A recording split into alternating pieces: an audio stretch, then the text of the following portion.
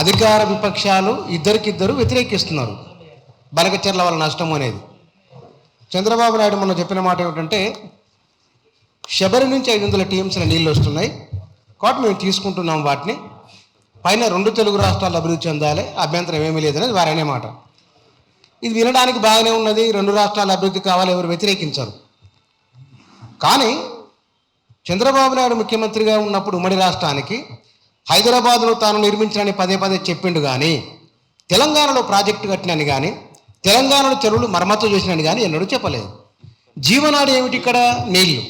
తెలంగాణ ఉద్యమ tag line ఏమిటి? నీళ్లు, నిధులు, నియామకాలు. నీళ్ళ విషయం వచ్చేవరకల్లా అవి నీరు పళ్ళ మెరుగు, నిజము దేవుడెరుగు. నీరు పళ్ళ మెరుగుతున్నదా, లిఫ్ట్ ద్వారా ఎనికి పోసుకుంటున్నాము. ఒకటి ఇవాళ మాట్లాడిన వాటిలలో వెంటనే కాళేశ్వరానికి మరమ్మతులు చేయాలి, లోపం ఉన్నతమా దాన్ని వదిలేసుకుంటామా? వదిలేసుకోము.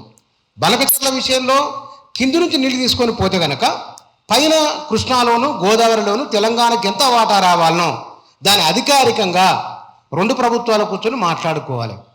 అది కాకుండా నీళ్లు పోతున్నాయి కాబట్టి తీసుకునేది పద్ధతి సరైనది కాదు అనేది ఈ 2 రాష్ట్రాల ముఖ్యమంత్రులు కూర్చొని మాట్లాడుకున్నారు. కానీ బనకచెర్ల విషయంలో మొన్న కేంద్ర ప్రభుత్వంతో మీటింగ్ తర్వాత రూల్డ్ అవుట్ అని అన్నారు.